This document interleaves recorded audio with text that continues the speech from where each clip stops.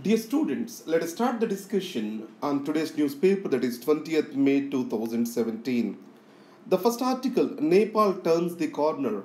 This article is written in the context of local elections in Nepal. So you know that in Nepal, local governments are very critical to provide for the basic necessities to people. One of the reasons which was frequently stated to explain the failure of state's response to earthquake in Nepal is lack of local governments. For the past 2 decades, establishment of local governments is delayed. And now with Chinese financial help, finally Nepal has conducted the local elections. So in this context, let us see the political scenario about Nepal.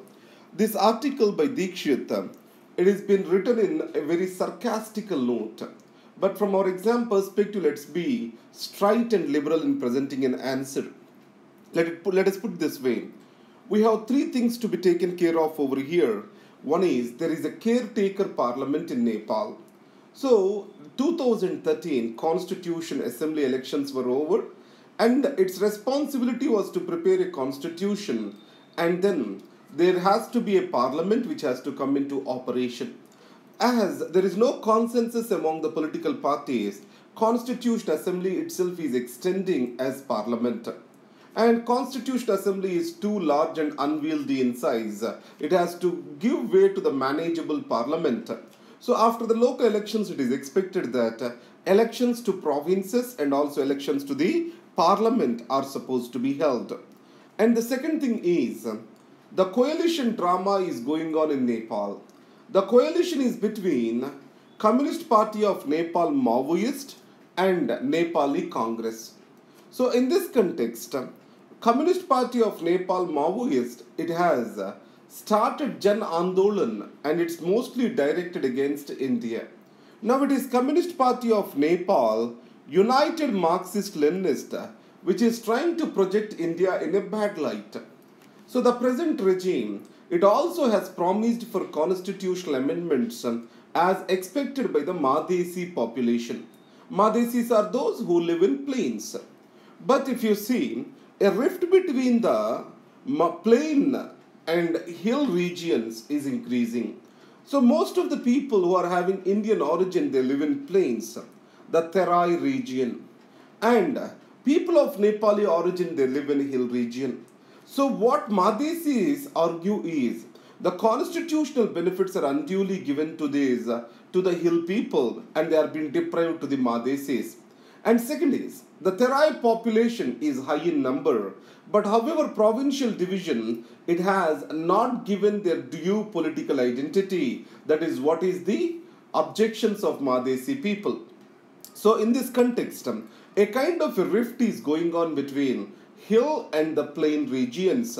It shall not deepen further. A solution has to be found to that particular situation. And another thing is, how it will help India? So, a stable, democratically stable and prosperous Nepal will also benefit for the stability of the peripheral regions and underdeveloped regions in India. Because Nepal is a geographical continuity with UP and Bihar, which are least developed parts of India. So obviously the development of Nepal will have a positive spillover effects in these particular states. And India also need hydroelectric power projects and also water, which has to come from Nepal. So in this context, India is developing Mahakali and other dams in Nepal. So the relation can become more economic, which can be a win-win situation. And above all, with regard to the Indian hegemony, it has been further and further questioned by Nepal. Now, on the other hand, India states that Nepal is trying to play between two boulders, India and China. Even if you see the tone of this article, you can see that India is also looking for trans-Himalayan connectivity through Nepal. But already there is a rail line which is coming from Lhasa to Nepal. So this rail line is expected to be completed by 2020, and all the southern districts, these are expected to get connected to this rail line. So when the rift between India and Nepal was at its peak. And then the Prime Minister of the Nepal, Mr. Oli, he has visited China to get petroleum and crude from the China. Though it was not very much successful, that clearly shows an attitude of the ruling elite in Nepal, that is to play between India and China. So this is what is the objection. So in the context of this author, what he says is, in India, the civil society with regard to external affairs is not well focused. So there is no accountability which the civil society is seeking from the Ministry of External Affairs. By and large, civil society toes to the line of Ministry of External Affairs, which is unfocused towards the Nepal. So this is what the article talks about. Putting out a fire with more smoke. It is about Trump firing Mr. Comey, who is FBI director. So let me put it this way. Investigative agencies, they shall enjoy autonomy and also they shall be accountable. So, excessive political interference in these agencies is not good for the governance of a given country. So that's why an FBI chief has a security of tenure of 10 years and President Trump has dismissed him. And in this case, the letters or the meeting memos of Mr. FBI Director Mr. Comey, these are been leaked. There are two things here. The drift between intelligence establishment and President Trump is increasing, which is not good for the country. And second, it appears more like a Nixon moment for Trump. Mr. Nixon, he was deeply involved with Watergate scandal, which is spying on the Democratic headquarters. Now, Mr. Trump also is been accused of getting involved with Russian Gate, taking the help of Russians to win the elections. And Russians have hacked the Democrats' computer network. So it means that there are certain connections. That's what his FBI was inquiring into. And Mr. Trump wants to know from Comey and wants to win his loyalties, which Mr. Comey has objected to, which has finally led to his ouster from the office. Mr. Nixon is politically shrewd and intelligible too. Both of them are also missing in Trump. And one single advantage that Trump has now is both the upper house and lower house in Congress, these are having the Republican majority. Unless Republican establishment goes against the Trump, he is safe in his chair. If not, he may get impeached or he has to resign as like Nixon to take a honorable exit. Vote for status quo. It is again local elections in Nepal. So the first hill areas voted and plain areas are about to get a vote on in month of June. In this case, in May elections, United Marxist-Leninist and Nepali Congress, they have got the support of the people, but Maoists are not getting. And the second thing is, in Plains, the Madhesi Association is expected to participate in the elections and they are demanding for a constitution amendment to participate in elections. So how Nepali Congress and Communist Party of Nepal Maoist coalition is going to look into this? That's what is the second issue. Next is GST clarity at last. So various taxes, indirect taxes such as excise duty, sales tax, all these are going to be replaced today by GST. And you already know 5, 12, 18, 28, these are the various slabs which are being announced by the government. The government has decided what will be the percentage of the tax on various goods and services. So that's a welcome step. It means that by July 1st we can launch the GST in India. But there are certain issues which still need to be addressed. One is, government has kept its space open to impose this cess.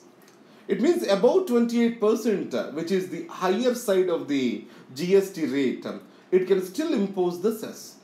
So if government becomes fiscally irresponsible, obviously it has a leeway to collect the money from the people. And second thing is, in United States everywhere there is only one GST rate. But in India, if you see, there are 4 different rates. And the simplicity of the GST, one tax, one nation, is being given away to take the better income or revenue for the states and the union. So the simplicity is being compromised to make GST reflect the inequalities existing in the country. So these two need to be addressed.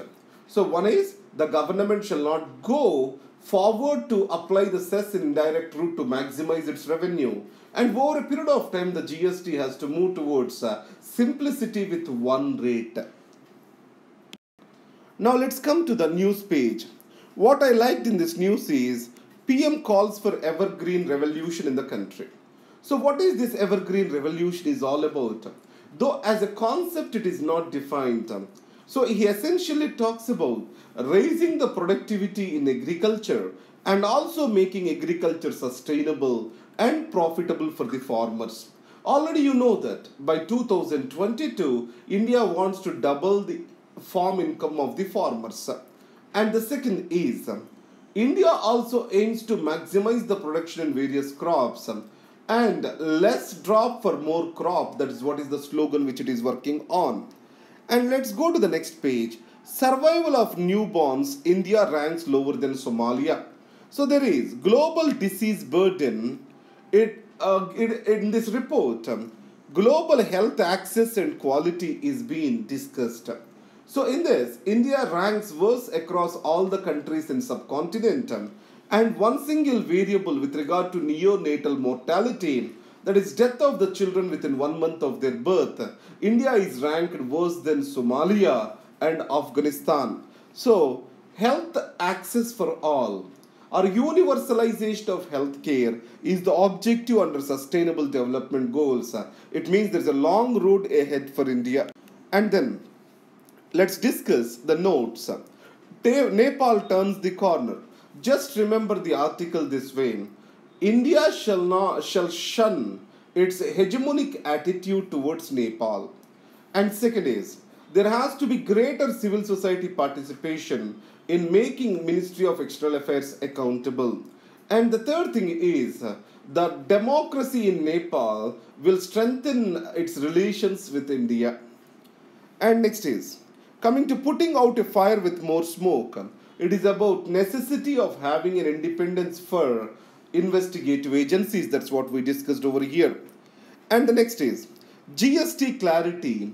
There are 4 different rates for GST, and the complexity of the structure which we have need to be replaced with a simple structure as we move forward. And government also shall not exploit the cess window to its advantage. These are the 2 cautions which are being given. And coming to the news, it's been clearly stated that Prime Minister of India wants India to move towards evergreen revolution focused on sustainable agriculture. In global disease burdens, health access and quality report, India is been low in its rank below Afghanistan and Somalia. So that needs to be improved. These are the articles for today. Thank you very much. All the best.